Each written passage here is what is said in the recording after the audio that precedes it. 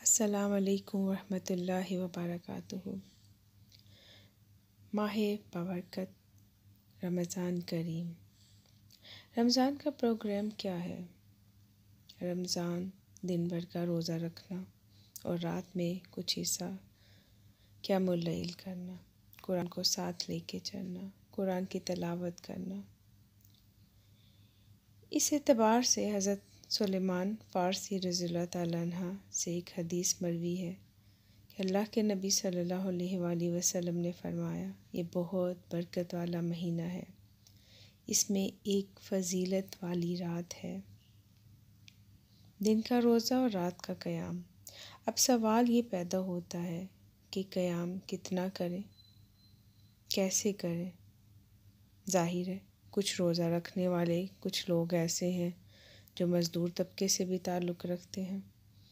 اب دن بھر کا تو روزہ ہو گیا، رات کا قیام کیسے کریں؟ اس کا جواب ہمیں قرآن بتاتا ہے سورہ المزمل میں، وَرَتِّلِ الْقُرْآنَ تَرْتِیلًا، کہ اسے تھوڑا تھوڑا اس قرآن کو اپنے دل میں اتارو، تھوڑا تھوڑا اس کو پڑھو، سمجھو، اس پر عمل کرو۔ اس اعتبار سے حضرت ابو ہریرہ رضی اللہ تعالیٰ عنہ سے روایت ہے کہ جس نے روزہ رکھا اللہ پر یقین رکھتے ہوئے اس نیت کے ساتھ کہ اس کو ثواب ہو، تو اس کے گزشتہ سارے گناہ معاف ہو جاتے ہیں، اور جو کھڑا رہا رمضان کے دوران وہی اجر اس کا بھی ہے، اور جو لیلۃ القدر میں کھڑا رہا اس کے بھی گناہ معاف ہو جاتے ہیں۔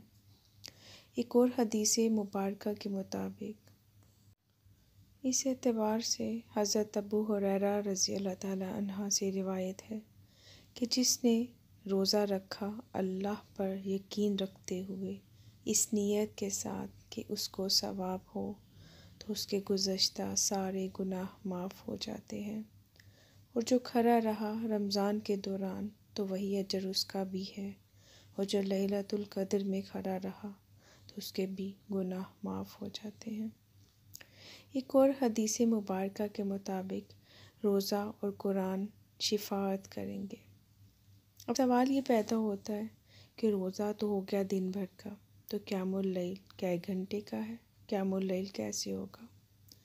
اس سلسلے میں اللہ کے نبی کریم صلی اللہ علیہ وآلہ وسلم کی سنت سے ظاہر ہے کہ آپ صلی اللہ علیہ وآلہ وسلم نے 3 دن قیام اللیل فرمایا، قیام اللیل کروایا۔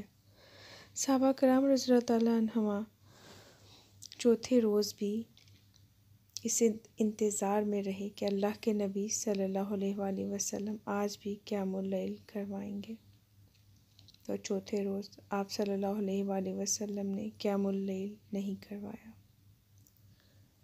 آپ صلی اللہ علیہ وآلہ وسلم سے پوچھا گیا کہ اے نبی کریم صلی اللہ علیہ وآلہ وسلم، آپ نے آج کی رات قیام اللیل کیوں نہیں کروایا؟ تو آپ صلی اللہ علیہ وآلہ وسلم نے فرمایا کہ اگر میں آج بھی تمہیں قیام اللیل کروا دیتا تو شاید تم پر فرض ہو جاتا۔ اسی سنت پر عمل کرتے ہوئے حضرت ابو بکر صدیق رضی اللہ تعالیٰ عنہ جب خلیفہ بنے تو ان کے دور حکومت میں بھی قیام اللیل نہیں کیا جاتا تھا۔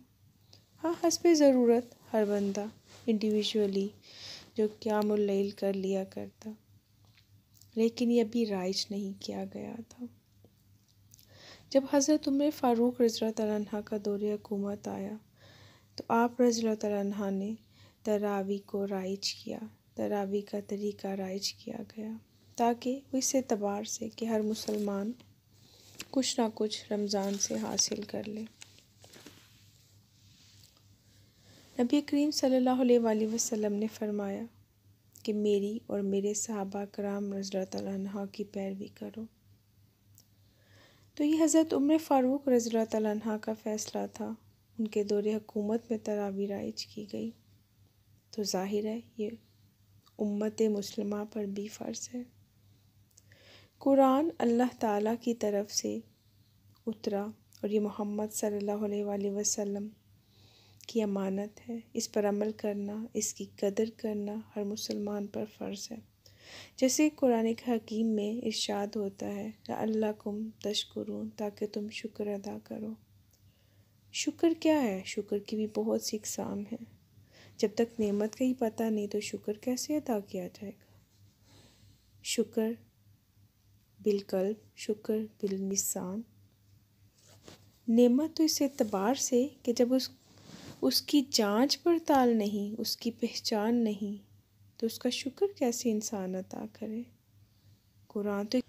قرآن تو ایک کوہ نور ہیرا ہے جس کی قدر صرف جوہری کو ہی ہے۔